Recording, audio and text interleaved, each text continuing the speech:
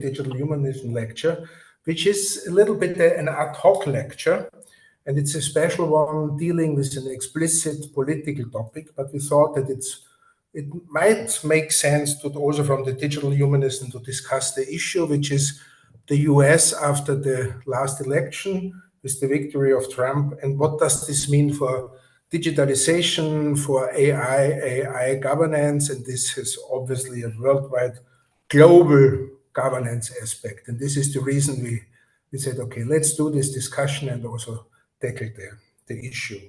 It's not to, let's say, collect condolences, or as George would say, or to look at the recent what happened, but to look into the future, to see what are, let's say, different paths into the future, what are possible alternatives, also from a point of view of non-governmental organization or civil society.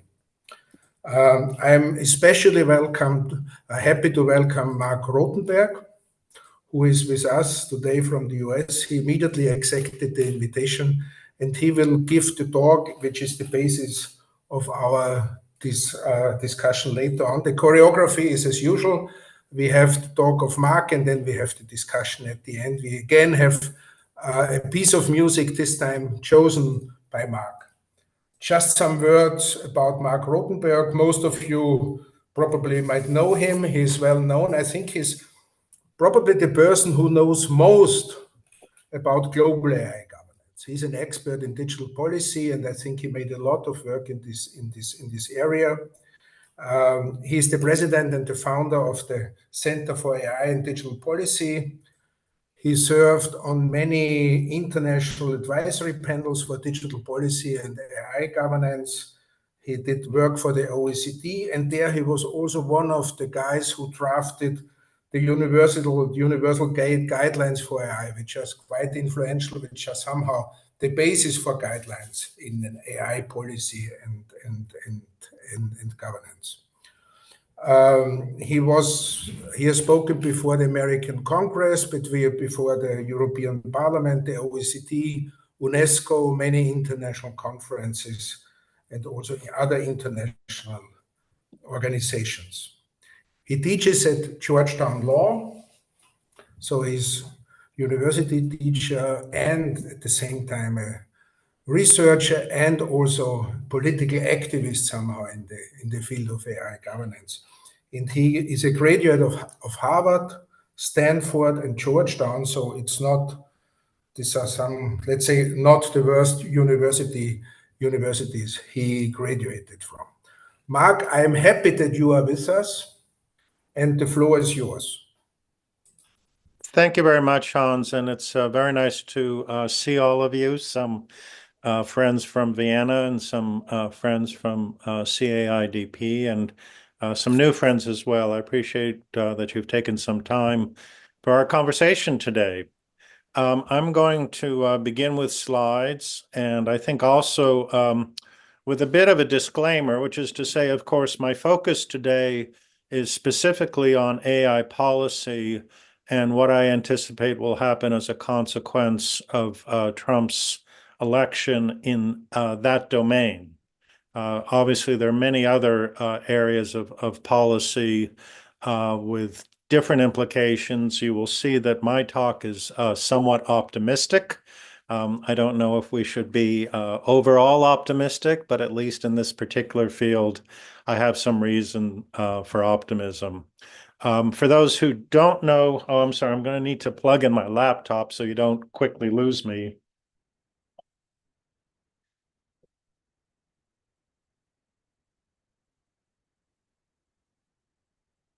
Okay, that technical problem is now solved. For those of you who don't know me, I'm the director of the Center for AI and Digital Policy. We have a wonderful global network of AI policy experts and human rights advocates, and it is an organization that I hope many of you will learn more about and really see the work that we are doing, and if it can help with the work that you are doing. Again, I wanted to thank Hans and acknowledge the remarkable success of the two publications from Digital Humanism. I gather you've now passed the 1 million mark for downloads, which is incredible. My own contribution to one of the publications, specifically in the field of governance, concerned human rights alignment and the challenge ahead for lawmakers. And I believe you will see by the end of the presentation why I think we are still on track to make progress. Let me begin by saying a few words in support of the accomplishments of the Biden-Harris administration. As you know, we don't have a comprehensive legislation like the EU AI Act. There are many explanations for this, but we do have an extensive executive order that President Biden issued a year ago. It was, in fact, as a historical matter, the most comprehensive executive order issued by a U.S. president in U.S. history. So it speaks to the commitment and scope of this administration to establishing rules of the road, guardrails, governance framework for the development and deployment of AI systems. If you look across the board, you would credit the administration for promoting public participation in AI policy making. I would say that this is an area where the EU has generally done very well compared to the US. Generally, you've had a more open, more inclusive process. But President Biden made it a commitment to bring to the White House not simply the tech CEOs and business leaders. He had civil society, he had labor leaders, he had academics and others. And I think this is to his credit. We had the comprehensive executive order on AI. We had the first legally binding treaty for AI governance, which I'll talk more about. We had regulatory obligations established by our central federal agency, that's the Office of Management and Budget, or OMB. And in particular, we had a clear focus on rights impacting and safety impacting AI systems deployed across federal agencies. I will note that those two categories actually mirror the two pillars of the EU AI Act, which concern rights, fundamental rights, and public safety. So there's a bit of convergence, you might say, between the US approach and the EU approach, although again, this occurs through executive order and not through legislation. Many of you may know that our organization publishes a big annual report. It's referred to as the AI and Democratic Values Index. We survey 80 countries around the world. We write a detailed narrative report, and we also have 12 metrics which allow us to evaluate the progress of countries over time and also to compare countries. And we noted in our most recent report significant progress by the United States, which frankly has generally occupied a mid-tier in our rankings over the last several years as a consequence of these initiatives. So you may be looking at all this and thinking to yourself, well, that's all fine, but of course, now we have a new administration, and some of us are frankly a bit concerned about where President Trump may take the U.S. So this is where we go to part two. And what I provide for you here is the development of the policies under the Biden-Harris administration across a longer timeline. And as you see, we are no longer just looking at the last few years. We're actually going back to the first Trump administration. And we see, for example, that the United States over several years in the first Trump administration actually played a leadership role in the development of the first governance framework for AI through the OECD. Those of you familiar with the OECD principles will recognize these as a soft law, because of course the OECD has no binding force on nations.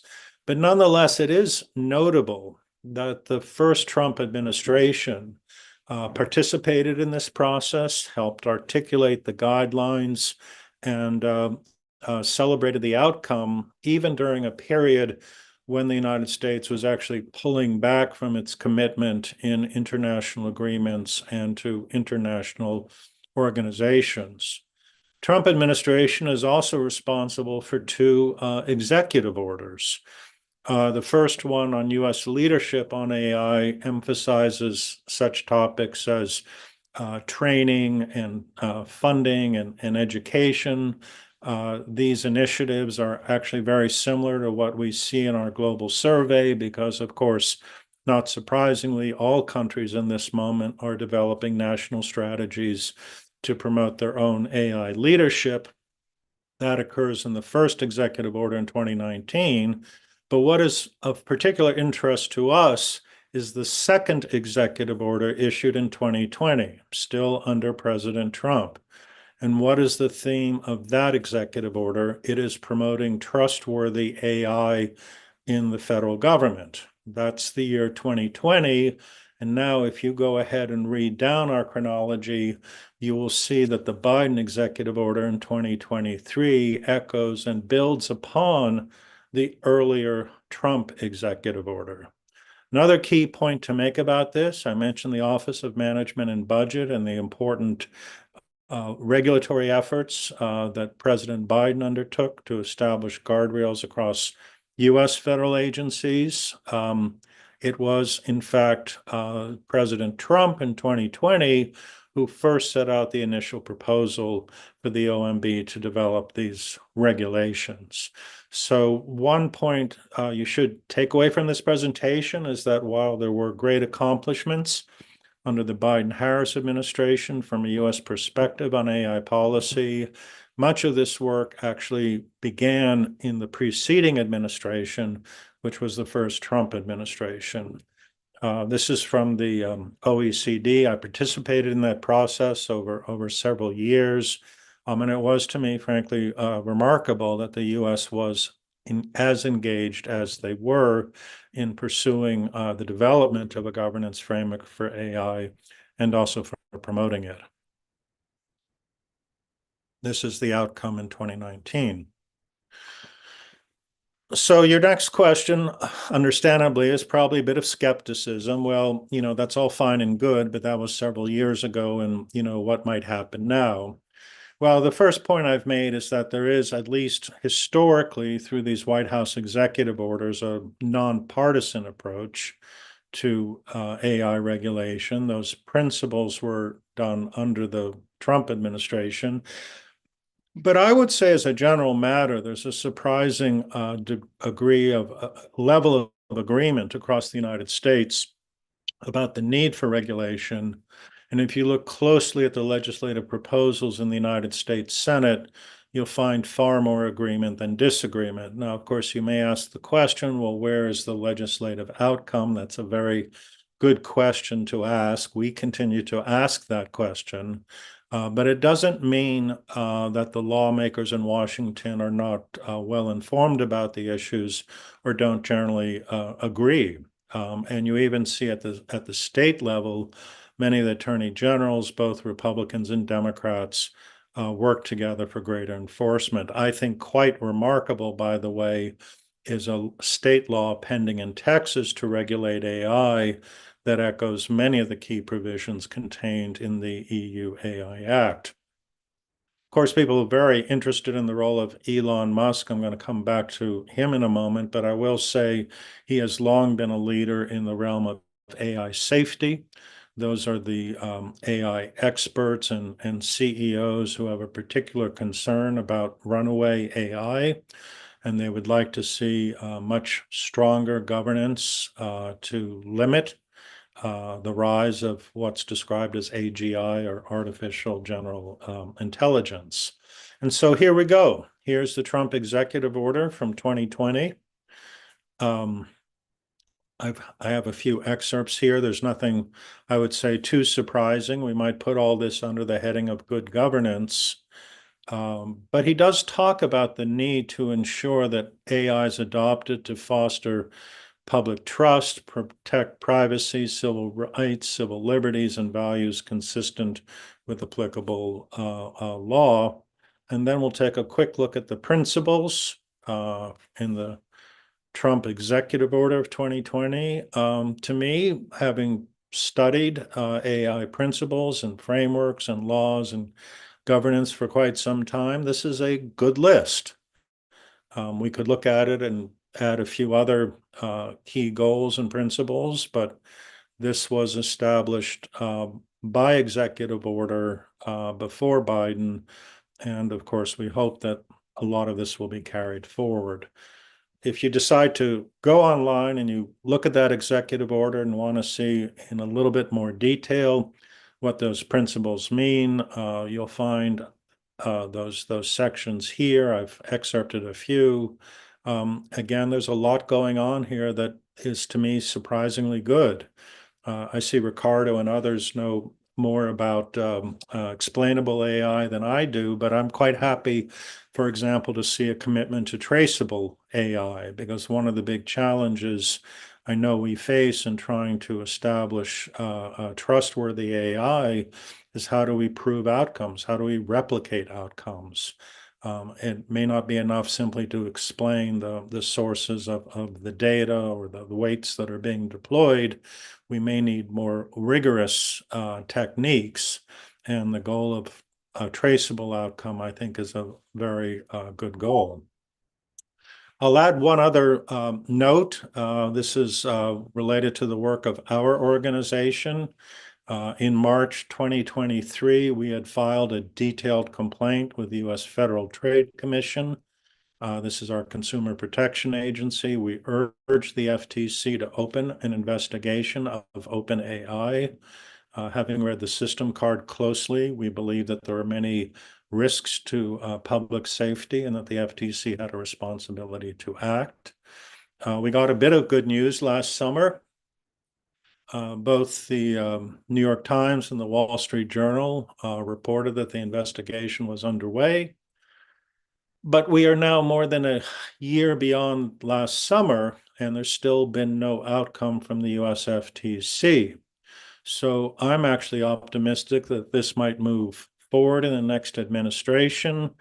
If you wonder why, here's a remarkable, I'm going to show you the remarkable headline in just a moment, but this was the update to our call to the FTC to undertake this investigation. As we said just a few months ago, there's still no guardrails. Why am I optimistic? Well, in this remarkable headline, you can see an alignment of our interest to get the FTC to establish guardrails with Elon Musk's concern about unregulated AI. Perhaps these interests will converge over the next year. You will find your answer. We will find our answer depending on what the Federal Trade Commission decides to do with our complaint. So, of course, you hear this somewhat optimistic assessment and you're thinking, well, what precisely will this mean for the EU? And I'm going to answer this very briefly, simply by way of warning.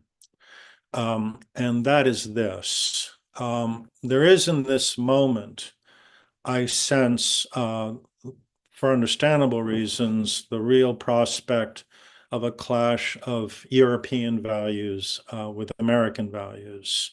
I hope that does not occur, because I think the better strategy on both sides of the Atlantic would be to continue to build an alliance on democratic values, which we've done through the work of CAIDP pretty much from the start. That is the title of our big annual report, AI and Democratic Values.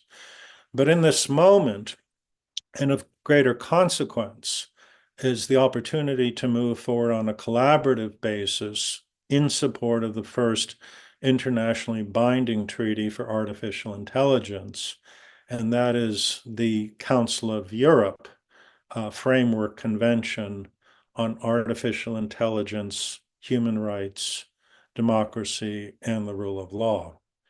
We have actively worked with the Council of Europe on this over the last several years. We were very pleased with the outcome.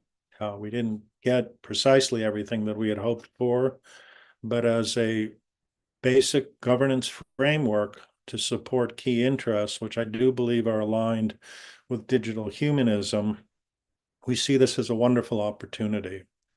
We have launched a call to nations to sign and ratify the treaty.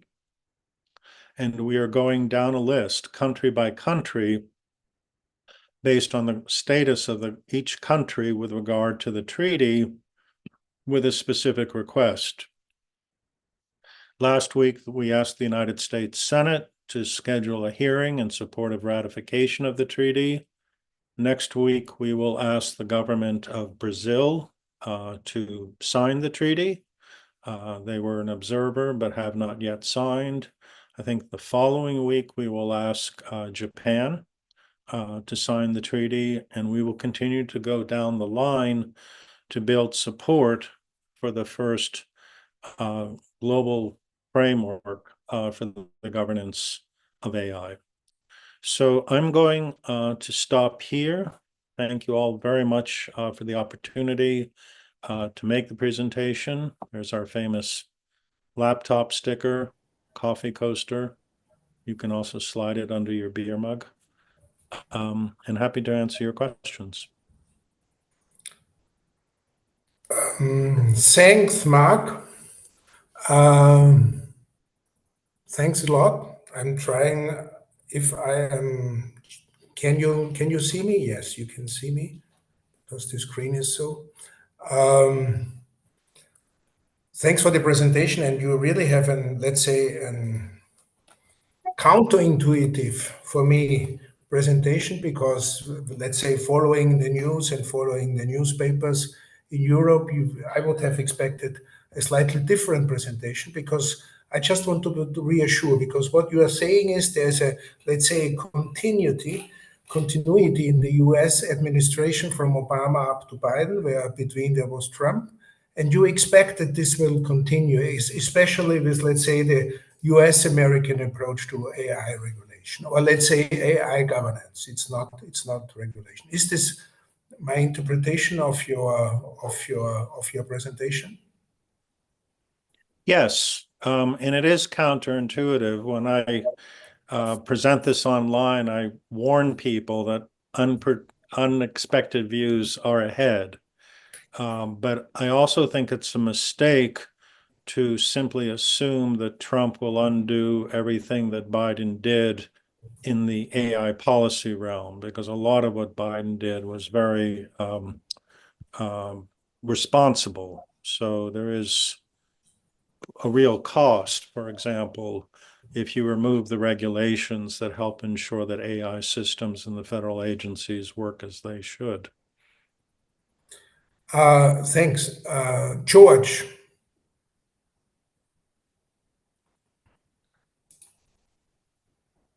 Thank you, Mark, for this. That's the first presentation I witnessed on what is likely to happen after the result of the election in the U.S. in November.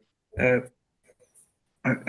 have a comment and a question. The comment is that there's no evidence that in Europe there is a surging, let's say, opposition to the new U.S. administration.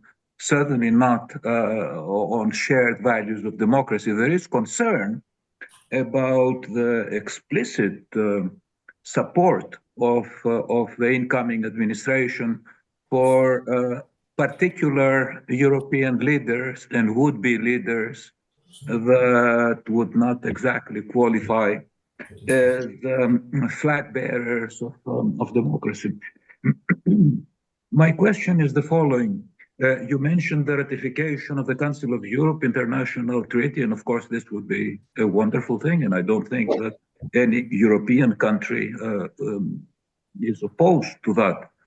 How about the AI Act, though, to go beyond, let's say, the international treaty and move to something with real teeth? Will the AI Act have a chance to be more broadly adapted and adopted in the incoming administration. And related to that, there was during the Trump campaign quite a bit of talk about rescinding or repealing, I don't know what the correct legal term is, Biden's executive order. Okay, so thank you, George, and very good questions. First, with regard to the AI Act, many are anticipating an impact similar to the GDPR, which Professor Anu Bradford has described as the Brussels effect. Simply stated, U.S. companies wishing to participate in European markets will likely follow the standards established by the EU, and the practical consequence will be that those standards become global standards. At least that's the theory.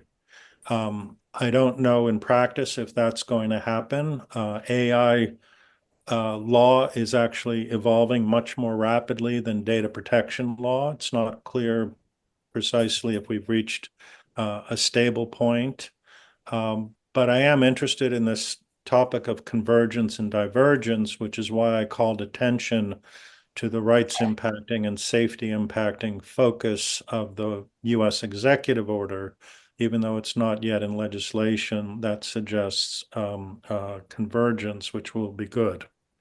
To your second point, which is a very fair question, but frankly, for me, very frustrating, this widely reported view that Trump will repeal the Biden executive order is based on exactly two sentences that were tucked into a political platform of the Republican Party this summer. Trump himself has said nothing on this topic, nor has anyone close to him. But what we have in the US press is the constant repetition of these two sentences, which is creating the expectation that Trump will repeal the Biden executive order, which is part of the reason I've taken upon myself to provide some of the relevant history. Now, I will say there is a scenario under which Trump, how do we say this, recharacterizes the Biden executive order, takes out certain words and phrases that he does not like, but leaves intact, let's say 70 or 80%. I think that outcome is the most likely outcome. But to me, that's not a repeal of the Biden executive order. That's leaving almost all of it in place and removing the provisions that his political party specifically objects to. If he actually repeals all of the executive order, he would be repealing his own executive order from 2020, which contained many of the same principles. Giuseppe. Yes, hi everybody. I have a question. A few US companies are refraining from deploying their models in the European Union because of being afraid of the regulation of the AI Act, even though it's not yet in place. What do you think about these consequences for the European Union and for these companies? Well, it's a very good question about economic investment, and I'm less of an expert in that field. I did see the Dragos report raising concerns about the impact of EU regulation on EU investment. Professor Bradford has written a response, which I think is helpful. I will say in terms of US compliance with the AI Act, it's still early days, yes? I mean, we don't yet have clarification about which systems are high risk or prohibited. We don't have clarification about the requirements of the conformity assessments.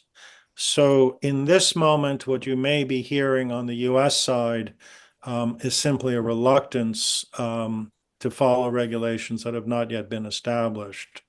But if the course is similar to the course that the GDPR took, then I suspect that over time, US firms likely will follow the AI Act. Mark, I have a different question.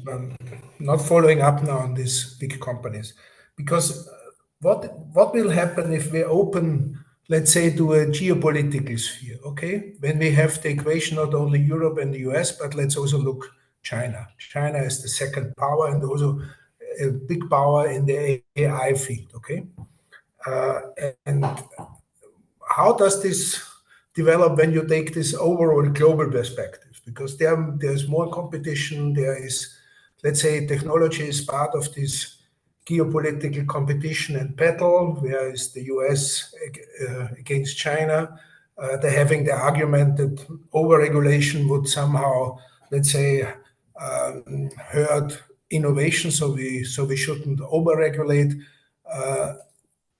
What is your view on that? If you take this broader perspective and let's say not US and Europe alone. Yes, well, it's very important perspective. And in fact, Bradford's recent book, Digital Empires, looks at AI governance from all three perspectives, which is to say the US, the EU, and China. And I am certainly very much aware of the significant role that China is playing in the global AI governance debate. You see this most notably at the United Nations.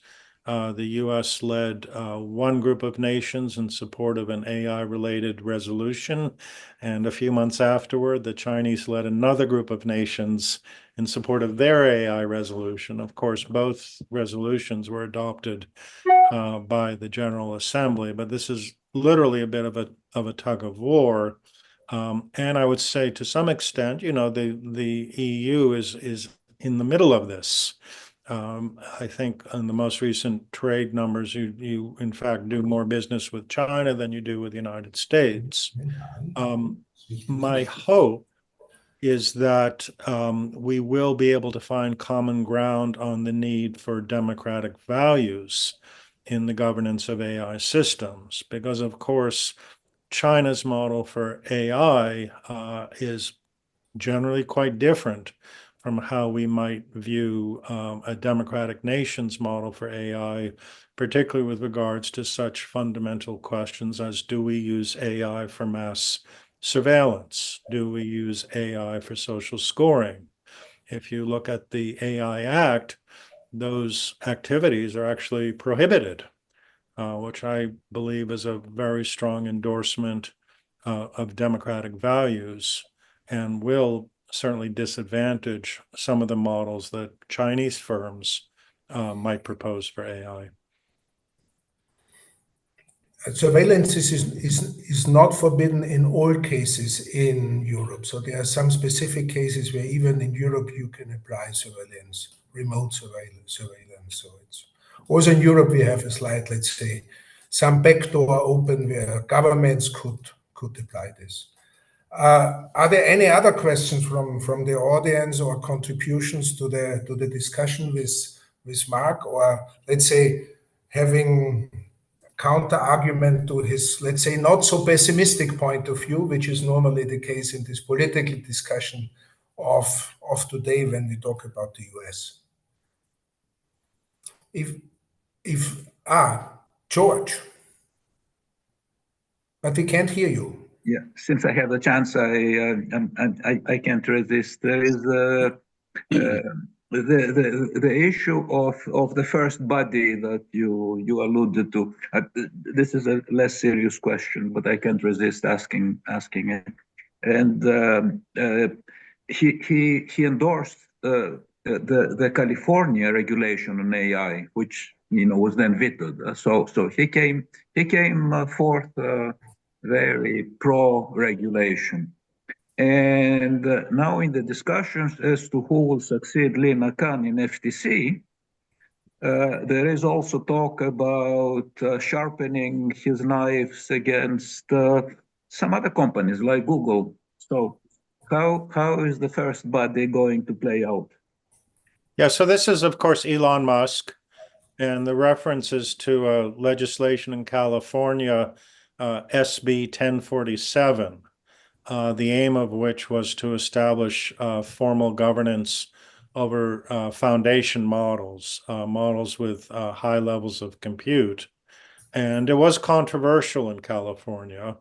The governor who signed more than a dozen bills that regulated AI chose to veto this particular bill.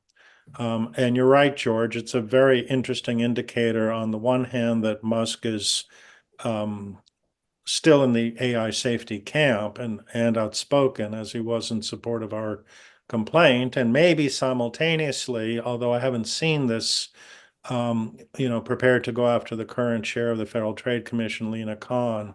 I would warn everybody about this point, which is that there is in the US right now just a tremendous amount of speculation, really without a lot of basis, oftentimes to play up political disputes. It's important to see what political actors do in fact. Because we get caught up in this smoke and suddenly we begin to see things that don't really exist, which is not to say that there may not be reasons for concern going forward. Musk may turn out to play a very different role, but at least in the moment, he is aligned with AI safety, and I think that's a good thing. Ricardo. Yes, thank you, Mark. Very interesting. My question is related to the FTC complaint that you did that I thought it was very well funded, and it's taking more than a year to know something. Do you know why this is normal that they take so long? How much politics is behind that? So, do you have any clues or any inside information about what has been the problem? I don't. Typically, government investigations are confidential, as they should be, so I don't have any great insight other than what was reported in the Wall Street Journal and the New York Times last year. I will mention that previously I successfully brought similar complaints to the FTC involving both Google and Facebook. We filed those complaints in 2009. It was not until 2011 that the FTC actually announced a settlement and formal legal judgment with Google and Facebook. So based on our prior experience, 2 years is maybe to be expected. But at the same time, in our follow-up statements to the commission and our public report, we are constantly reminding people that AI technology and the business models are simply accelerating much more rapidly than the early business models for the internet that Google and Facebook put out there. So, we say that if they wait 2 years, it may be too late, because the longer you wait, the more complex the problems become. But we're optimistic. We're optimistic that eventually there will be action. Thank you, Mark. Further questions from the crowd? If not, I have a further one, which is, I observe maybe this might happen, I think, worldwide. What we see in Europe, we had, let's say, in the last Commission's period, we had a strong discussion on the AI Act, we had the Service Act, we had the Market Act. And now let's say, in the times of economic crisis and worldwide competition, let's say the focus of the Commission, as it looks like now, is more on investment, research, and growth, which has the impact that it's always coming with less regulation. We have to liberalize, we have to unregulate, and this is happening not only in the arena of AI and digitalization, but also, let's say, with respect to environmental issues. No, this is the obvious case and what do you say to this argument? Well, I think it's very reasonable. Certainly von der Leyen and others have spoken about the need on the EU side to focus on investment. I think this is not surprising. I guess the critical conceptual question is whether this comes at the cost of regulation, whether, less regulation will promote more investment, which is, of course, the easy understanding. I don't think it's the correct understanding, however. If you look at most advanced industrial services, whether it's transportation or medicine or even finance, it's actually the regulation that makes possible the advances. As someone has said, cars cannot go fast without good brakes. But this is actually true across many sectors. So I think there's a risk in assuming that deregulation is the substitute for investment. I don't think you get stable services or markets or innovation if you go down that path. And it will be interesting to see, of course, what happens in the US. There's a lot of talk about, how Trump will bring in a deregulatory spirit. But of course, it was also Trump in the first administration that said we need regulation for AI in the federal agencies. And if I may, I also just wanted to respond to the online question from Ali Reza, who I should mention is a member of our research team at CADEP and was kind enough to translate our universal guidelines for AI into Persian, and to thank him for that. But he asks this, I think very good question about the path forward, given the competition, particularly between the US and China. This is part of the reason I'm so enthusiastic about the Council of Europe AI Treaty, because I do see the Council of Europe AI Treaty as a very timely opportunity to advance fundamental goals of democratic societies. And I know we spend a lot of time writing articles about how to improve AI governance, but sometimes truly the answer is right in front of us. And in this moment, I believe that answer is support for the Council of Europe AI Treaty. Before passing on to Christoph, I see you that you have raised your hand. I just want to follow up, just a short question, because as a, let's say, non-governmental organization or civil society, you have this approach of, let's say, of United Nations with this report where they have some recommendations, and you have this Council of Europe treaty. So you would say focus on the Council of Europe's approach. Yes, it's more concrete, it's more actionable. I like the work that the UN has done on AI, and I particularly admire the leadership of the Secretary General. But when we think about governance, we actually need to think about the rules, and we need to think about the rights and responsibilities and how they will be allocated. And my view is that the Council of Europe AI Treaty takes us further up that curve. And we need to go up that curve quickly, by the way, because there's a real challenge in the years ahead. I've said elsewhere, we need to answer the question whether AI governance means that we govern AI or that we are governed by AI. It's not clear in this moment what the answer will be. I'm very much of the view that we need to govern AI. Thank you. Christoph, excuse me, but I had to ask this intermediate question. The floor is yours. Thank you. I fully concur with the last remark. My question would be, we all expect the relationship between the US and China to deteriorate substantially. Now, what would this mean for regulation, including China and global regulation? And will there be a sort of silicon curtain or even AI curtain as a new sort of iron curtain? What do you expect in this regard? Right. So thank you for that question. I'll say that even as we promote democratic values for the governance of AI, we also believe that the US-China dialogue on AI safety is very important. I was pleased, for example, that the Bletchley convening that the former prime minister in the UK organized a year ago brought the US and China together to talk about AI safety. And there was an agreement just last week between President Biden and President Xi regarding AI decision-making and nuclear weaponry, which is that they should be kept apart. So I'm going to just recount the formulation of our current Secretary of State to answer your question, which I think is a good way to understand the U.S.-China relations.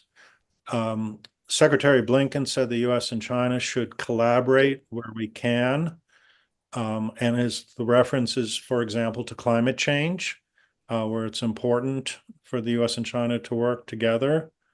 He says we should compete where we should, which of course is a reference to markets. And then he says we should confront where we must, which is the national security interest.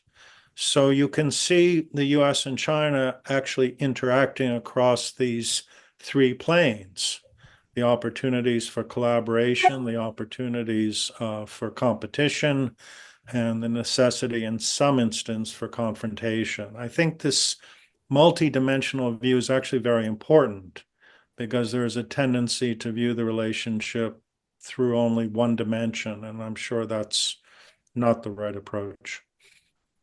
But would you put AI in which of those three fields would you put it? In the competition, confront, or cooperation?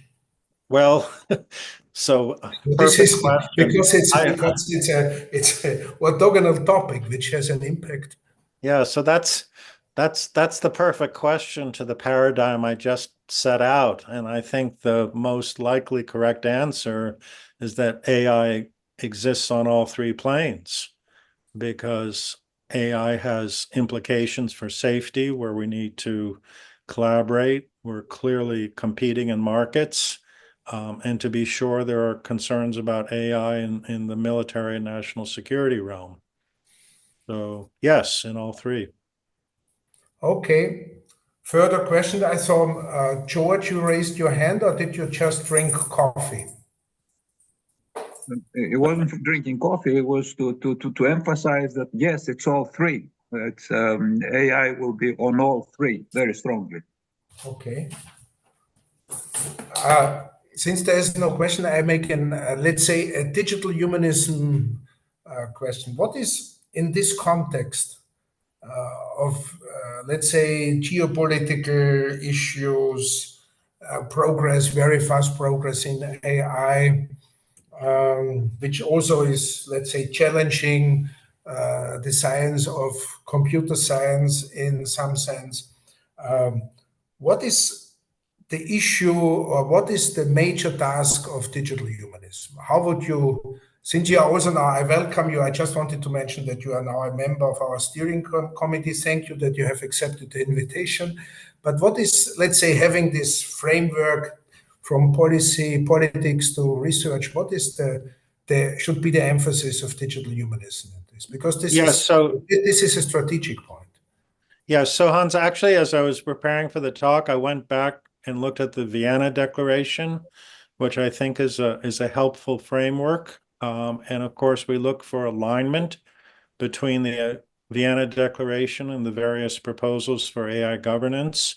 But perhaps most consequential is the fact that digital humanism centers humanity in our understanding of the digital transformation. And I think the consequence of this cannot be overstated. To talk about a human-centric approach to digital policy and AI is enormously consequential. You know, I just finished reading Eric Schmidt's book, Genesis, which is frankly quite troubling. Schmidt comes to the conclusion that humans are entitled to dignity. But when it comes to the other essential human value of autonomy, he's willing to say that AI, as well as humans, are entitled to autonomy. And I think we really need to challenge that through the lens of digital humanism. are we prepared to grant to devices and machines the type of autonomy that we have always reserved for people? I think there's, a lot of work to be done there, and perhaps it becomes a topic we take up at a future conference. Thank you, Mark. Thank you a lot, because it's interesting that even when we talk about Trump, AI governance and worldwide competition, it's similar to our discussions when we talk about AI. We are coming back to the issue, what is the human? What makes up us as humans, and what is the difference to machines? So this is, I think, at the end, probably the focus, or let's say the distinguishing feature of digital humanism. As there are no further questions, as I see in the moment, and there are no in the chat. Mark, I thank you very much for the discussion and for your insight. It was, for me, it was very informative, because I'm really happy that we invited you to this talk, because it gave us let's say, a quite different picture from mass media we have in Europe at the moment, where we have very dystopic views of the world, which very often without many facts. So I think this was very helpful with this respect. I thank you very much for that. And now I ask you to explain your choice of music, because to all of you, we end with a piece of music. And I hand over to Peter and to Mark, and first of all to Mark to explain why it is, and then I hand over to Peter. Thank you, Mark. It was great. Thank you, Hans, and thank you, everybody, for joining us today. So I know the tradition is to end with a piece of music, and as much as I do love the classical music that you often end your sessions with, I am, I'm afraid, a bit more literal. So in the first session, we chose, with regard to AI policy, The Long and Winding Road from the Beatles. Now, because I think we're in a moment where we need to focus on our goals, I've picked Jimmy Cliff's You Can Get It If You Really Want, again, under the heading of AI policy and achieving what we hope to achieve. Thanks. Thanks, Mark, for the forward-looking talk and also for the song selection. I have two things to do to announce. There's two events. The next one being a workshop this week at TU Wien, organized together with the IWM, and looking into a possible paradigm shift in computer science, specifically the move from logic and algorithmic certainty to probability and LLMs that we're currently witnessing. And this will take place on Thursday and Friday. And even if you're not in Vienna, you can follow the talks on YouTube, and you can find all the information on our hub, digham.org. And I have also put a QR code with the link in the upcoming slides, right after celebrating again, passing the 1 million downloads mark of our books. And then I have one remark about the lecture that I promised the last time by Rostam Neuwirth from the University of Macau on AI regulation in China. Again, the topic came up. I think this is really would be a very important talk. So we keep circling back to this topic. And this talk will most likely take place in January. And again, I'm asking you to keep an eye on the website, or subscribe to a newsletter, or follow us on X to get all the updates here. So that also means actually that this was already our last lecture for this year. So I'm taking the early opportunity of wishing you happy holidays. And thanks to all of you for participating, Hannes for moderating.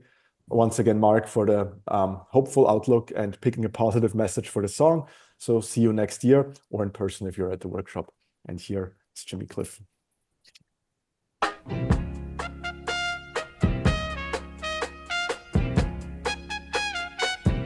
You can get it if you really want. You can get it if you really want. You can get it if you really want. But you must try, try and try, try and try. You'll succeed at last.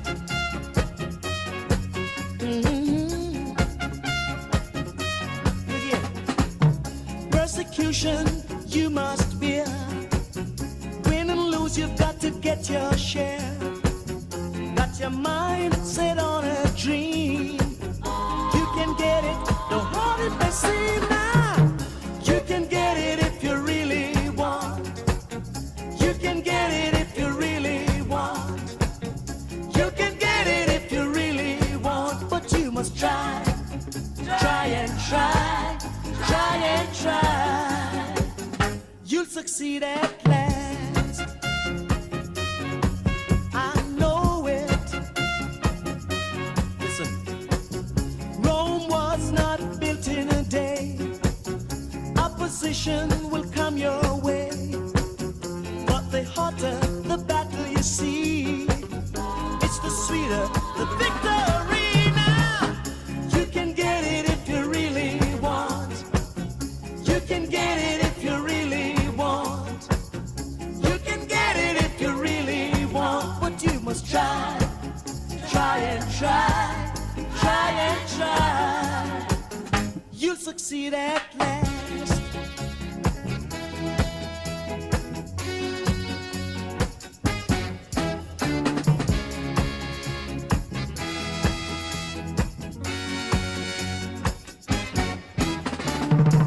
You can get it if you really want. You can get it if you really want. You can get it if you really want, but you must try. Try and try. Try and try. You'll succeed at last. You can get it if you really want. I know it. You can get it if you really want. Don't I show it? You can get it if you really want. So don't give up now. Goodbye, everybody. Have a nice time. Mark, thanks a lot. Bye. Thank you. Nice to see you all. Goodbye, Bye. dear Dr. Rosenberg. Goodbye, Professor Lesnar. Have a good holiday in advance. Thank you. Thank you.